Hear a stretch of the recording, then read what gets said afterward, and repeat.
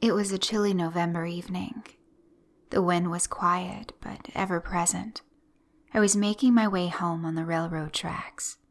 Cursing and mentally hitting myself for not leaving sooner, I started the trek home, the sun dipping below the horizon. My dad was going to kill me when I got back.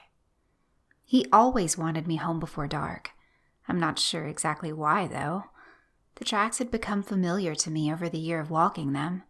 It wasn't like I would get lost. Maybe he was afraid I would get attacked by something, or that I might find a white van strangely alluring. Arguing with the man was out of the question, so I did my best to stay on his good side. Only one other time had I walked the 4 miles home in the dark. A similar situation that I was in now, crashing at a friend's house and waking far too late. I couldn't drive at the time. I was a bit too young, and my dad wouldn't pick me up. I assumed to build responsibility skills or something of the like. However, I did pick up some tricks to ease my paranoia that night. Music up and eyes down. I may like the thought of night, but when stuck in the middle of nowhere in the middle of the night, I become paranoid, a shaking mess. Also, having a colorful imagination is a praised gift and a wretched curse. If you look around you, your imagination is allowed to dance around your surroundings, making dead trees and bushes vivid hallucinations. This is why my eyes were down. If you take in the noises, the smallest crunch of leaves or a snapping branch becomes a terrible beast that wishes only your suffering. To combat this, my music blared.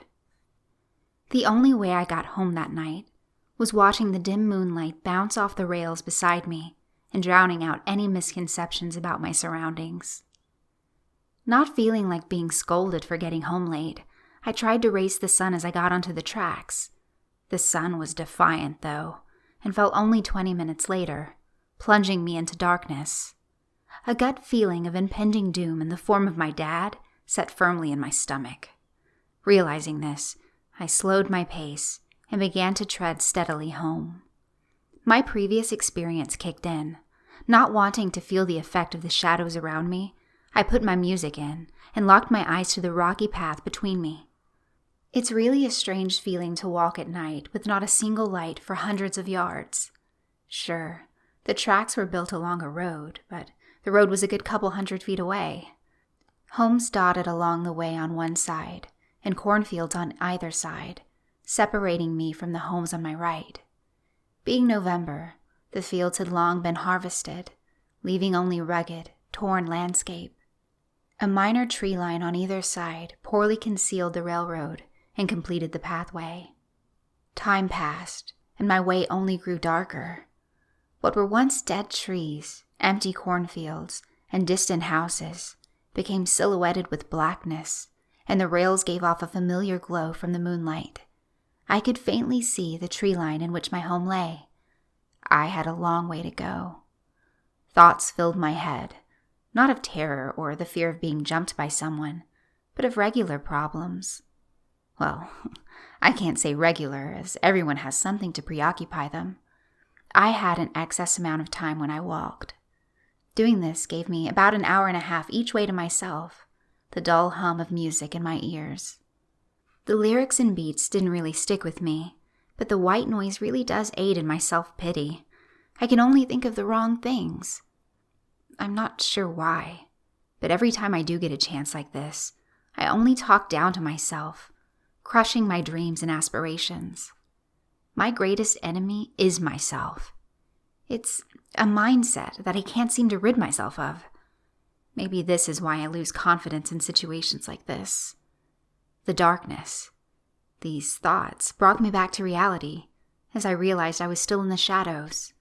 Clouds had begun to slowly set in above me, making the path fade even further. The hue given from the rails dimming, making my path even more difficult to traverse, regardless of being a straight shot. A feeling crept up on me. It was subtle at first, but was becoming ever present with each hallowed step I took. The tree line began to thicken as I was nearly a mile from my home. I no longer felt as if I was safe. My strategy of avoiding my imagination waned, and it began to take hold. Silhouetted tree limbs blurred with the rest of my surroundings. They looked as if they had fingers, waving slowly in the chilly night breeze. However, they lacked any and all color.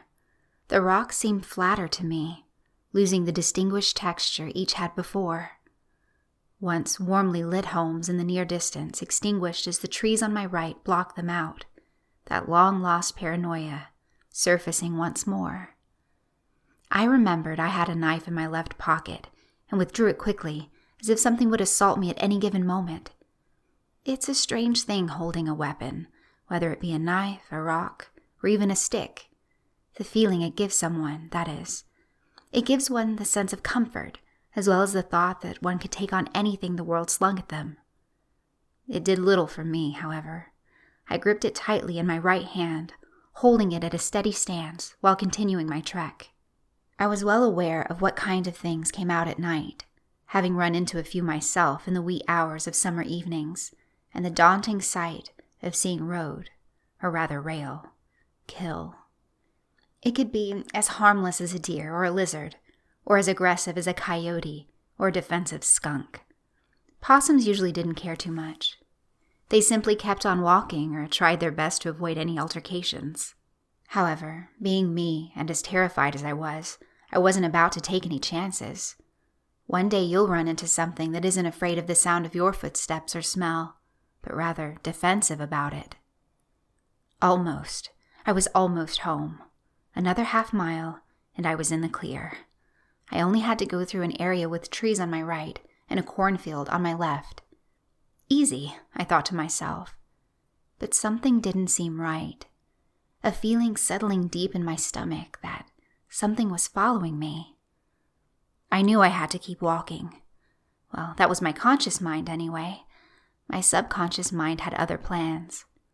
I slowed my pace and then stopped where I was. Something felt off. I took my headphones out and tilted my head slightly to the left. I saw nothing in the field next to me. Looking forward, I saw nothing. Only the still faded glimmer of the two rails, stretching to the horizon. My right, same story. The short trees still looking like ominous black fingers brushing against the air. I turned my body, but only ever so slightly, to throw a glance over my shoulder. Behind me looked just like in front of me. Dark and empty. I began a faint stride forward, my gaze returning slowly to look straight ahead. Just my mind, I thought to myself. Just about there. Only a small walk and I'd be... A noise erupted from my right within the tree line. The sound of crumpling leaves and snapping branches pervaded the air. I nearly fell flat on my face as I reacted. My knife swung blindly toward the direction of the sound. My headphones ripped from my ear and to my side in the flurry of flailing. Regaining my composure, I scanned the trees, knife in a set position. Eyes darting around. I couldn't see a thing. The pitch darkness still hindered my vision. I took out my phone with my free hand and touched the screen once.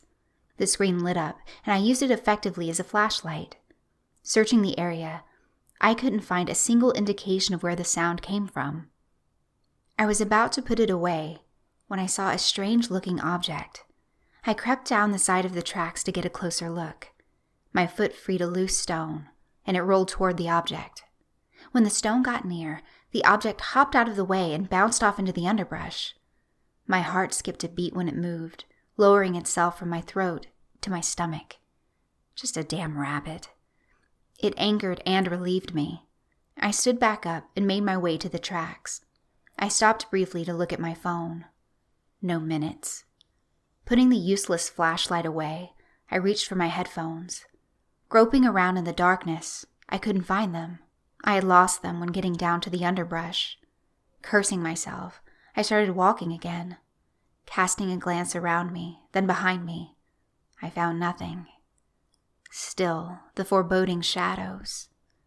I sighed as I brought my glance back in front of me. My feet locked, halting me instantly. There was something in the distance. I felt heavy, weighted. All the breath in my lungs didn't want to leave, nor could I breathe it in. Out in front of me, about 100 feet, was an object, more of a black form. I could see its head and part of a torso in the horizon. With the tracks going straight, nothing was hindering my vision of what was before me. It just stood there, unmoving. I didn't know how to respond to this. I dropped my knife and stared at it. It didn't make any advances on me. The deafening silence was consuming the area. I felt the sensation of being followed again, only much stronger. I turned to my left and looked out across the cornfield. I could see 2, maybe 3 black dots. Behind me, I could hear rocks being kicked, as if someone were walking on them. I turned and saw another figure behind me, a bit further than the first. I backed away from this one. Fear began to well up in me. These things were not normal. They only seemed to slide closer, not moving their legs. I turned back forward. The one in front of me had gone, so I ran in that direction. I didn't care about what it was I saw, or that I had dropped some things back there. At that point, I only wanted to get home. Running in the dark was difficult in the way that it's hard to see what's around you, but surprisingly easy to stay balanced. Adrenaline flowed in me. A flight response took a hold of me. Only a quarter mile to my house, wind rushing in my hair and my eyes nervously observing the blurred area around me. I looked out to the field to see black figures and blobs moving about. To my right, I could hear rustling leaves and something in the form of whispers. I dared not look behind me for fear of what I might see and of losing my balance. Almost there. I could see the light of my home getting closer and brighter. My home was just off the tracks. I got to the pathway I had made in the brush and weeds to my right and jumped the nearly 10-foot slope down to it. It was only at this point I fumbled and fell down. My momentum carried me out of the brush and up to the edge of the street on which my home lay. It took me a moment to gather my bearings and stand once more. Wavering slightly as I stood, I hauled myself forward, not in a run, but a hindered walk. I stopped once my foot hit the beginning of the street. I felt that feeling again, only this time it wasn't as threatening. I turned and looked up at the railroad tracks. Standing on the rail, about where the exit is, was the short, shadowy figure. Sure, it unsettled me to see this strange manifestation, but somehow I knew it couldn't harm me. The street light was flooding at my feet. It seemed to hold me, comforting me. The figure and I stared at one another for a minute or two before it turned and simply went down the other side of the tracks, towards the cornfield on the left side, opposite the way I came. Returning to my home, my dad was asleep, thank God, so I made my way to my room. Shutting the door and turning off my light, I jumped in bed, not bothering to even change my dirty, sweaty clothes. All I was absorbed in was that I was home, once again, and I was safe. The horrible ordeal was over. Naturally, my dad was coherent, even when sleeping, and knew that I came home late. It was about a week or so before I could leave the house again. I took the same path back to town to see my friend. It was a little unnerving due to the recent events, but one has to move on at some point. I was about a mile out from my home when I hit the tree line that opened up to the road, now on the left, and the fields on either side. The lack of music annoyed me, but I'll take the loss of headphones over the loss of my life, I thought in my crazed head. Instead of listening to a dull white noise and tearing myself down more, I actually took in my surroundings. For the year or so that I've been making this trek, never once did I find this path more beautiful. I could finally appreciate the effects of fall on the environment.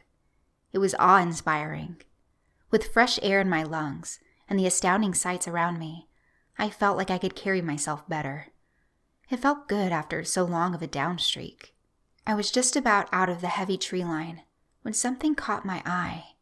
In the morning sun, a small glint of something was sticking out of a nearby oak tree. Curious, I went over to investigate. When I got closer, I could see what it was. It didn't make me feel good. Stuck in the tree was my knife, my lost headphones draped over them. When I got up to it, I found out that the headphones were utterly busted, which didn't surprise me too much. I took them and shoved them in my pocket. Grabbing a firm hold of the handle, I yanked it free of the tree. Out of reaction, I felt the blade portion of the weapon and felt something rather odd about it. I turned the knife to the sun so I could see what was on it. It was scratched, not in a damaged way, as in something was written on it, possibly by a rock. I took a deep breath as I read aloud to myself, "You're never alone."